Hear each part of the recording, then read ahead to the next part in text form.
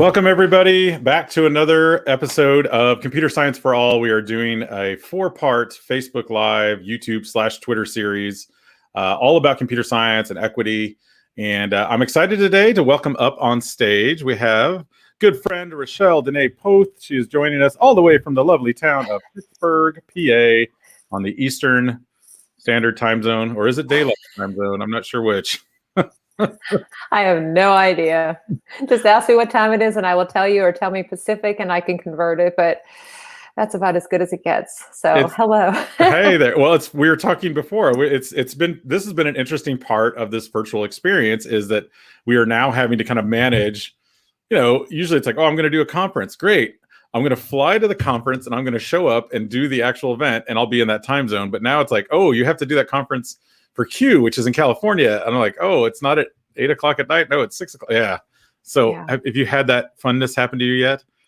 Yeah, a couple of times, especially when the emails come when you have the acceptance and you see the time, but it doesn't specifically state if it's Central or Pacific. But there were about a month or so ago, I had signed on to do a presentation for this group out of Italy, and it was supposed to be originally in person. So I was quite hopeful that I would get to travel there, but it went to virtual and they pushed it back. And when we agreed upon the time, that was before we changed our hour. And so it was on a Saturday and I logged in, I went, wait, it says I still have an hour and 45 minutes, but on my time zone. So then the hour change kind of messed with it a little bit. So yeah, time zones are tricky. That's better than the getting the text that's like, hey, we're waiting for you. What? Oh, no. Yeah. I know some people that's happened to several times. I imagine this would be really tricky. I worked with a school district in Alabama that was it's split. It's such a big district that it's actually in 2 time zones. And so I wonder how their virtual schooling is going to look. If you're a teacher, I guess, and your kids live mostly, I guess you just set whatever the school time zone is, like, okay, 7:30, we're going to be on. If I'm a teacher and I happen to get on at 6:30 because that's, I guess I get done earlier in the day, but that would have, I should ask them what happened, because there's some schools that are split by time zones. Right. Anyway, we'll get into that in a minute, but let me do some quick housekeeping. So sorry about that nice little detour there, everybody. So first of all, let me just give a quick shout out to Rex Academy. Rex Academy, thank you for sponsoring this 4-part series. For those of you that don't know, Rex Academy is a web-based computer science, definitely student-led, student-paced program that you can use anywhere from K to 12. So be sure to check them out. They are giving away right now a free trial of one of their courses at rex.academy. So check that out. Hit the start free trial button. Get in there, dig around with it, try it out over the rest of the school year or even throughout the summer. See what you think about it. I think it's a powerful program. We'll talk a little bit more about it as we get going. But let's get started with our first question, and that is, what is your origin story? Dun, dun, dun. I feel like I need a sound effect for this, but yes, all superheroes have them. I want to know what yours is. How did you get to where you are? What got you motivated to get to where you are in this world as both a STEAM teacher, a Spanish teacher, a lawyer, I believe, and a bunch of other things on that resume of yours? So what got you started? Like, what was your moment that said, like, this is setting me off down the path that I'm in? Gosh, I wish I knew, honestly. It's just, and that's the honest answer. But I think everything that you talk about involves school and learning. And I just always loved to learn. I mean, as a kid, I played school. And when I wasn't in school, I was playing school. I was my own student and teacher. And when technology started to come into our classrooms, which we talked about before, and I need to show you that picture I referenced from the Apple computers in the classrooms when I was in 7th grade. But I was just always amazed at what it could do and just interested in it just as a student. And then when I was teaching, just the capabilities, even for learning, being able to, like you and I, connect, and whoever's joining in from all around the world, and the opportunities that it opens up to, enhance the learning experience, to give opportunities to students, teachers, anybody, business, anyone, for taking a class or having an experience that otherwise wouldn't be possible. So that is just something that I've kind of, been invested in for many years. And in my classroom, teaching Spanish, doing some battle with things like online translators and answer keys to everything, trying to come up with like different and authentic ways for students to practice that was more personalized. It just led me down this path for using tech, and the STEAM component just came in because we got a grant in my school. And with the A being arts and me teaching French and Spanish at the time, I was asked to teach about French and Spanish culture with hummingbird robots, which I may have told you. I've told that story so many times, but trying to figure out how to teach students how to code and connect it with French and Spanish. So that's kind of where I got to, I guess, today. A long journey, a but long and winding road, learning. as the Beatles say. Yes. Yeah, a little bit. So, I was thinking back, you mentioned the hummingbirds, but I was also thinking the Apple computers, you've had some exposure, I guess, at an early age in all of these different areas, or you had school districts that had some access to that stuff. And I guess, and this will go out to those of you that are listening too, if you're welcome to add in comments or ask questions too. So what was there a point, did you ever think to yourself, I mean, the teacher part of you sounds like that came about fairly naturally at a young age.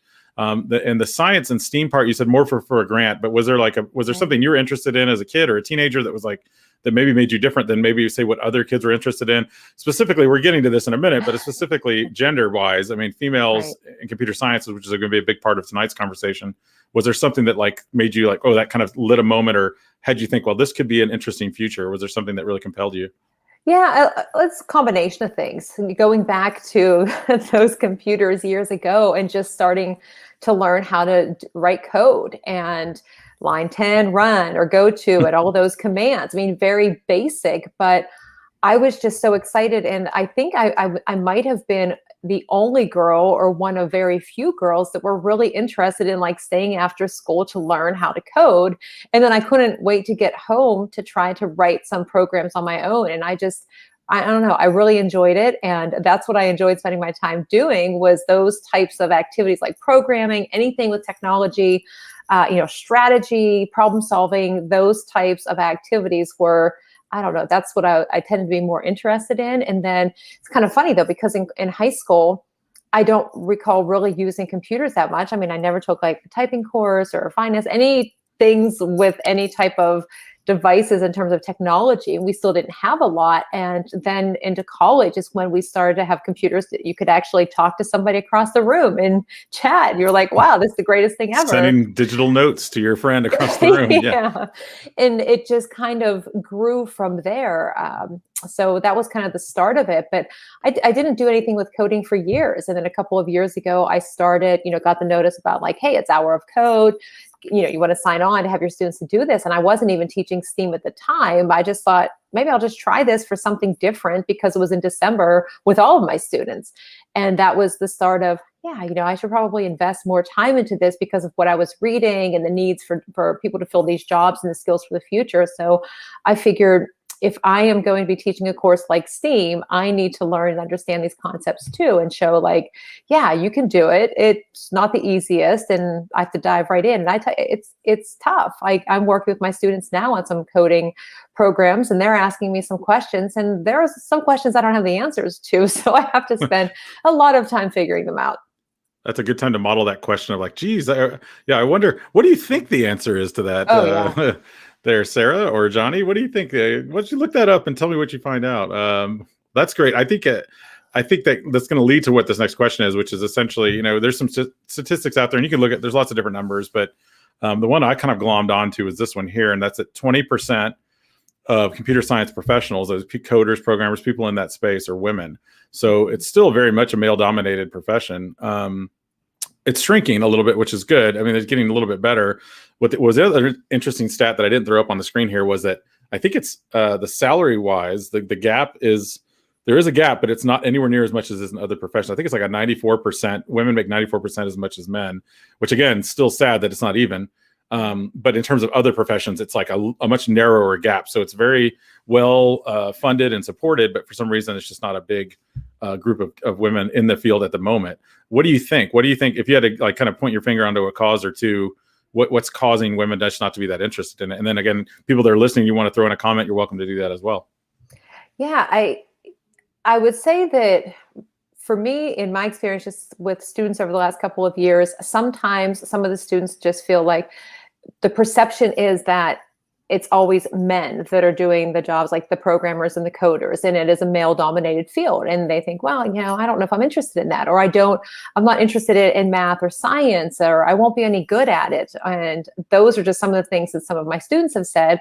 But I know even for me, there's that element of like self-doubt that I won't be able to do it. So I'm not going to even try.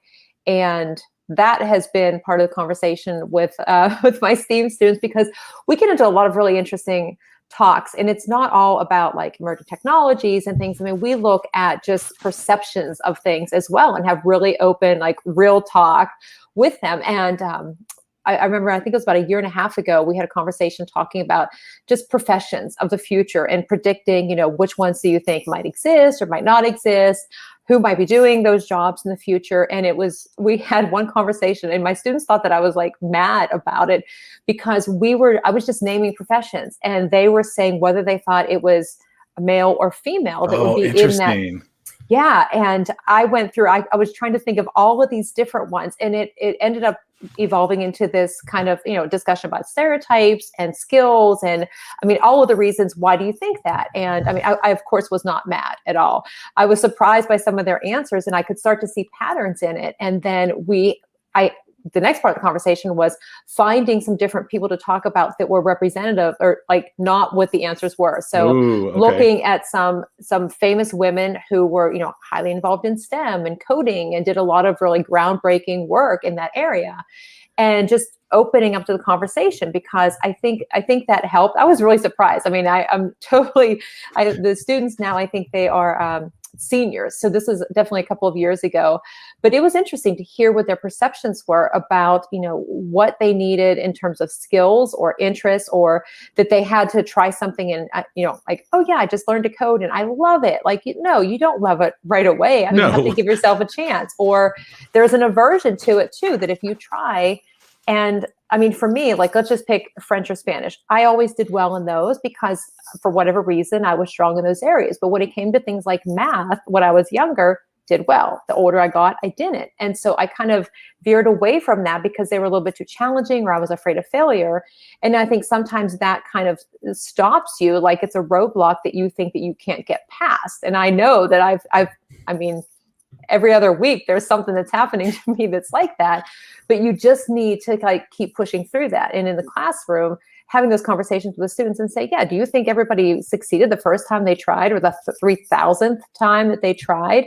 And then tying it back into what they're using and how coding and STEM and all of those skills tie into like everything that's part of our everyday lives has made a big difference. So I have seen an increase in the number of, I know this is a long answer, I'm sorry. No. I'm liking it. Because you're right in the crux of where it is. I mean, because middle school, the drop off happens then. I mean, there's some magical thing that happens when they go through puberty or whatever it is. The clustering starts to happen, and then girls just start to disappear. At least that's what research shows in the United States.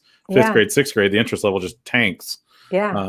And I've seen that, but it's turning around a little bit, because I have some students who are working on, we were doing artificial intelligence for a while, and they were building chatbots and a lot of different really interesting things.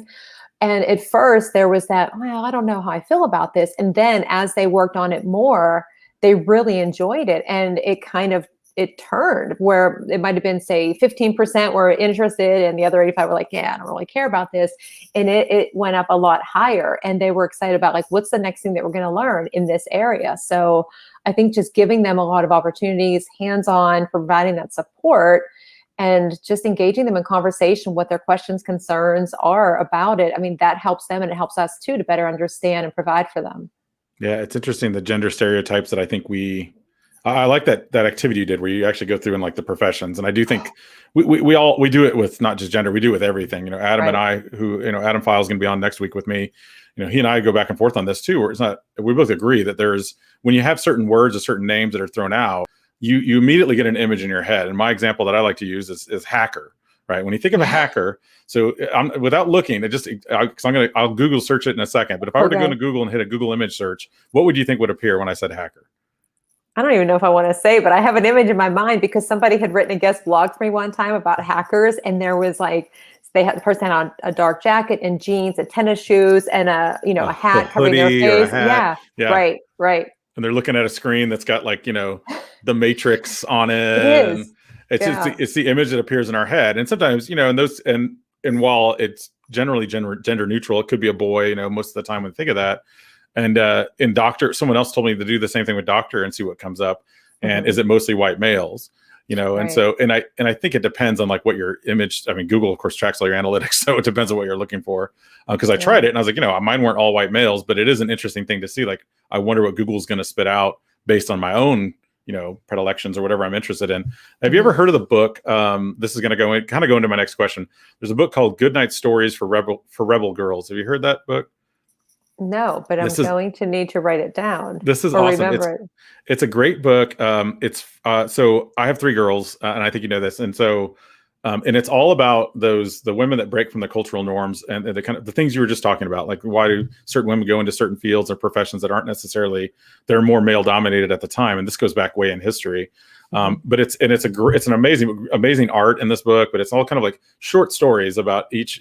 Frida Kahlo's in there. I mean, you can name the list. Amelia Earhart, of course. I mean, a lot of the famous women over history and why they shaped what they've done over that time. So I think it's nice to share that with my own kids starting out to get them excited about other things. But my question for you specifically is this. So as a father of 3 girls, how do I motivate them? I mean, you've got girls, you kind of answered this a little bit when you talked about what you were talking about with your students. So, and so I've got a 3rd grader, 2nd grader, and a 6th grader.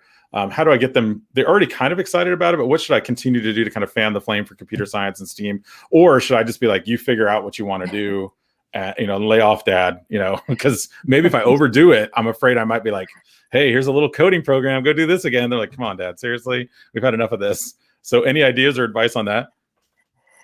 Yeah, there are so many resources out there to choose from to get them started with. And I think what I've seen work is giving a lot of choices and saying, like I had written a couple blog posts. It seems like every year I write 1 or 2 about coding and how to get started, because I think what's hard for parents, educators is to find the right resources and like, okay, where do I begin?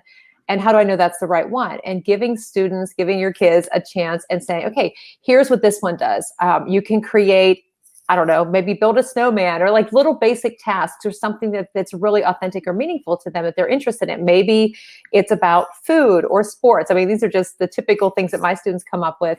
And then letting them kind of explore on their own and giving them that chance and then having a conversation with them like, well, what did you create? And being part of that learning experience with them, I think makes the difference. And not so much that it's like, okay, well, I want you to do this and you have to do it this way and you have to create this, which is something I did for so many years until finally I realized like they were turning in just different projects and coming up with their own ideas. And I needed to embrace that because that was them, driving their own learning. And so giving some different options based on age level, interests, it's like going to a buffet, right? Just like, I don't know what I want to eat, but here's all these choices and that's interesting to me. So I'm going to try that. And if you don't like that, then there's something else. But the idea is just to get them to try something to see if there is an interest there. And if there's not, then you have the conversation. Okay, you can't just say, well, I don't like it. Why? Why don't you like it? What don't you like about it? Or if you could do something different with it, what would that be? How could you improve it? I like the buffet. There goes my camera for that half a second. I told you it was going to happen. Yeah. I like the buffet option because my kids, all 3 of them eat, completely different things too. And so to get them all to agree upon something, I will say, and I think there's maybe an opportunity, and I'd be curious to hear your thinking on this, that they are all right now completely obsessed with Minecraft. And they're doing things that even I have no idea. I mean, they've surpassed me probably a few months ago when this pandemic hit. So and they're creating and combining things and hacking things, and I wonder if I mean, that seems like that would be a natural doorstep into this. And so I guess my question to you is like, what's the next progression? So they like Minecraft. There's a definite interest and a passion. Whenever they have a moment, they'll go and play it. And the 3 of them all get on the same server and play in the same space. Right. So what's the next level, I guess, with Minecraft? Because I think we see this with kids everywhere, and probably our listeners out there that are watching are like, yeah, everybody likes Minecraft. That's great. How do we go to the next level of like saying, oh, by the way, this could expand more into computer science? Or is there an easy way to do that? Right. The interesting thing about Minecraft is, like I was just telling you about my students who tended to just, do their own type of project a couple of years. Well, it might have been about a year and a half ago. I had given them an option of what I wanted them to work on to create something. And I think it was in their 8th grade history course that they were doing a project. And they asked if they could kind of do a combo deal and do something with Minecraft instead of the tool that we were using at the time. And I said, but I don't understand how that's going to work. Like, what do you do with that? I thought it was just a game that you played. And they said, no, we're making our own worlds and coding it and creating it in our own worlds. And so that is something, like I had a student a couple of weeks ago share something with me, and he did like a little screen recorded video of it. And I wrote back to the message in Teams because they're virtual. And I said, this is really cool, but I'm not really sure. Like, what am I looking at? Like, I don't understand, And he explained that he and his partner had been working and there was movement and they were designing, and I need to learn more about Minecraft for sure. But I think that is kind of like the next step is moving, from the consumption to the creation. Yeah. I think they're heading into that path. I think one of the stories I've shared, and you may have seen it if you were at one of my keynotes where I talked about the kid who was taking Latin at high school. And he's like, the teachers asked them all like, okay, everybody go home and we want you to create a PowerPoint about the Roman bathhouse or some sort of part of history in Rome, but you're going to recite it all in Latin. And so, all the kids show up, they all have their little perfect PowerPoints with their bullets and their 6 slides or whatever.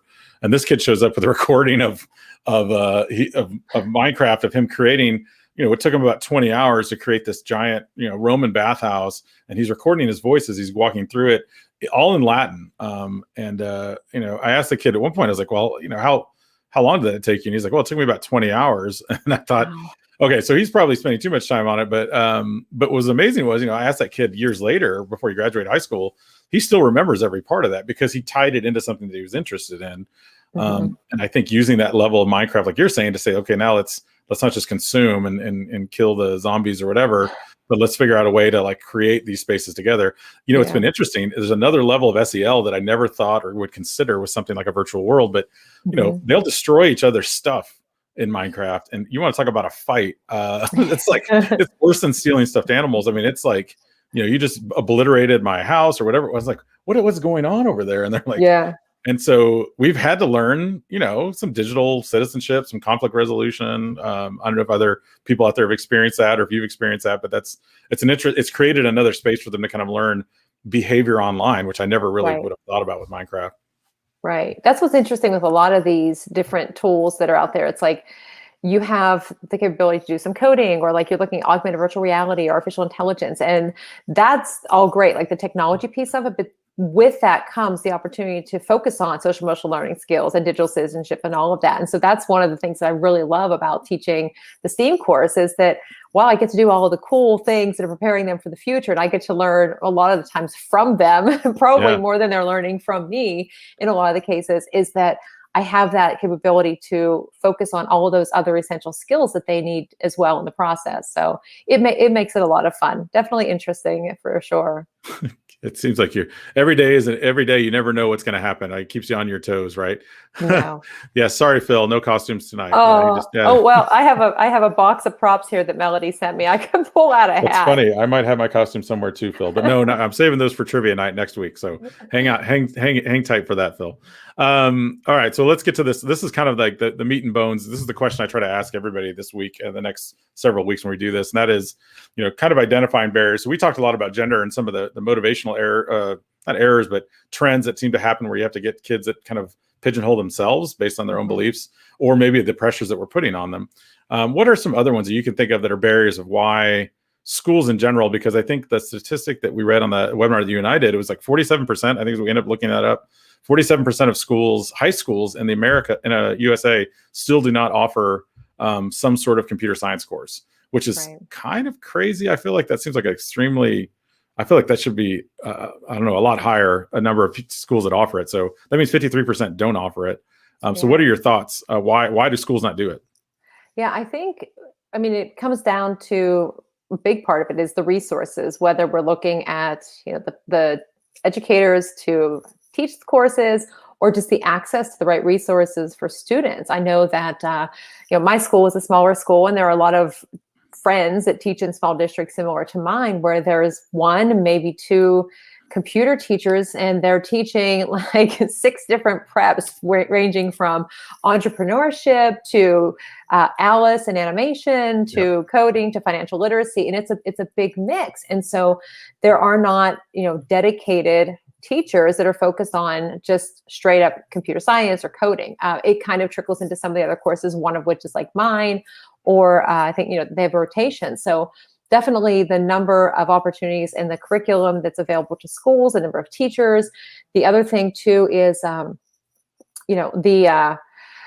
would say room in the curriculum, I guess, or potentially, for English, science, history, social studies teachers, Spanish teachers like myself, you think, well, I don't teach that. That's not my area. So I don't, how am I going to make that fit into my content area? And I think that if we all embrace it, even if it does come down to like an hour of code, and we tie that into something that we're teaching, or have students create something, lots of possibilities out there that can help with some of those barriers. But right now, I think it's just a lack of time, a lack of resources, funding, of course, for some of these.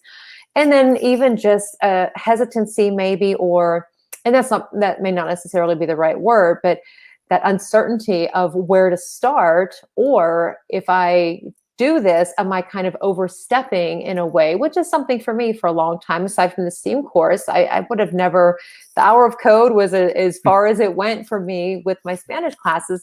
But over the last couple of years, just in taking different webinars and some things with ISTE, learning about, I took a computational thinking course, and I had to write algorithms for teaching students some grammar in Spanish. That was tough. That's awesome. Awesome. I trying to wrap my head around it, and but it worked, and it made sense. It was a big challenge for me, and I shared that with my students. And I think that was something else that helped too, is that you need to tell the students, like, okay, I have to do this, and it has to apply to Spanish. I'm not really sure how I'm going to do it. Do you have any ideas? And so I don't know. Those are just a few, and I think I'm frozen now too. I can hear you, but you're definitely you're very. Oh, there you go. You're back. You're very very pensive for a minute there. I was. It was a serious question. That was, well, and I think and I guess you can got to go back and forth on this too. But I think you're right. I think a lot of it, some of it is our own, self-doubt maybe is part of it. I don't know if that's the right word either. I think you said hesitancy. I think, in some cases, people have already kind of been earmarked for those spots or those positions. Right. Some schools just don't have, they feel like, or maybe there's the false assumption that you have to be a computer science major or have a computer science background in order to teach a course like that. And without it, then, you can't be the teacher because you aren't the fountain of all knowledge. But I love that you said earlier about how kids are still asking you, like, how do you do this? And you're like, oh, I don't know. Let me go Google search that real quick. Or, even identifying to them saying, hey, let's look at that together and figure out what the answer is. Yeah. I think those are great skills to teach kids too. I don't know that you have to have a canned curriculum for that. That said, you're right. That's a huge thing to just chew off. If someone said, hey, next year, congratulations, you get picked to be the one computer science teacher in the school district. What are you going to do? Figure it out. And then you have to go digging and figure out, how am I going to do this all myself? Right. And it's kind of an island position, I feel like. Do you ever feel like, because you have a very unique position yourself. So do you ever feel like you're kind of by yourself in your own district or in your own school? Yeah, a lot, especially whenever I started in the STEAM path with those hummingbirds and having no idea what to do. But, fortunately, like living in Pittsburgh and with hummingbirds, just for that example, Bird Brain Technologies is based on Carnegie Mellon. We have so many resources available. So luckily, that's why you need to have those connections and have some space where you can go to, like, even one space that offers everything that you need. I think that provides so much comfort and confidence for teachers when you can look and you say, oh, okay, here's a lesson. I could try this with my students. I don't have to go and sort through the whole World Wide Web to find something that's relevant or meaningful to them. It gives you enough choices. You just have to take that first step. But you're right. And I think self-doubt can be a word. For me, that was part of it too, is I stayed away from doing coding with my students for a while in the first couple of years because I didn't feel like I knew enough to guide them. And so I said a lot, you got to figure that one out. Yeah. But I'm getting better because, we just have to give them enough opportunities to get started and go on their way. We don't have to be the experts, even though that's uncomfortable sometimes to not know the answer, but it's all part of learning. So yeah, and they'll show you. I feel like they always show me stuff. The kids are always be free. Yeah, they're happy to show you those things, for sure. And so, oh yes, thanks Phil for the shout out there. Rex, speaking of Rex, yes, we're here. We've reached it to the end of our program. Thank you, Rachelle, for joining us. But before we go, let's do a quick shout out to our sponsors yet again. Talking about Rex here, and as Phil says, yes, they do have a one-stop shop. So Phil's very familiar with this. He does. I believe there's an initiative in Illinois that he's running right now that he's working with in his school district about coding for all, and I think that's a big part of it too. Oh, this is interesting. One of my students one of my former first grade students just commented. This is Damien, who I taught in first grade as a 6-year-old, and he's now in computer science. And he says he wonders if it's difficult to finding dedicated computer science teachers who have a background in comp sci, considering the pay gap. Oh, also true. Very good point. As he is somebody who works in the computer science industry, but he is not a teacher. I love that. Yes, class of 2001. Damien representing. I'm feeling so old now. 20 years ago. I know he was in the class, and he probably doesn't remember this, but he was in the 2001. Well, that was the 9/11 class. I mean, that was the year that I was teaching and 9/11 happened, and I had to pull all the kids in, and that's a whole nother story. But thanks, Damien, for joining. Yeah, that's a good point though, because you do lose a lot of your. I feel like there's such a big pay gap with teachers. I mean, here in Texas, the starting pay is like $43,000, where a starting programmer can make double that easily. So that's another great point that we probably don't consider enough in terms of why we're losing out on that. Those comp sci folks, at least in terms of teachers. So again, just remember, everybody, there is a free trial available for you at rex.academy. I'm going to show you the website real quick, just so you guys can take a peek at it. And I invite you guys to go over there. Thank you for listening today, but I want you to guys check it out. Check out the website. Go to rex.academy. Click on the free trial button there, and you'll see that there is a free trial available. Sign up. You can choose. They have over 30 courses now that have loaded up there. They're adding more and more every day. Some gamified things, some programming. I've started taking a couple of courses just because I'm not really good with artificial intelligence, and I want to learn more about it and animation. So I've started doing some of the self-paced courses, and I love the way they work. But they are also really good when paired with a great teacher. And you don't have to be a computer science teacher. That's what I love about it. If you have a teacher that understands kids and figures out pacing and all of that, I think that's the most important thing. You get feedback for the kids and let them kind of fly and grow with it. So I want to thank Rex Academy. I want to thank Rachelle for telling us her story and sharing her story with us tonight. Thank you, Rachelle. Thank you, Carl, for having me. All right, everybody, be sure to go check out rex.academy.com, and we'll see you next week when we'll be bringing along my good buddy, Dr. Adam File, co-host of the Undisrupted podcast, as we're going to do this live, which is always a scary thing, on May 18th. But thanks, everybody. Have a great night.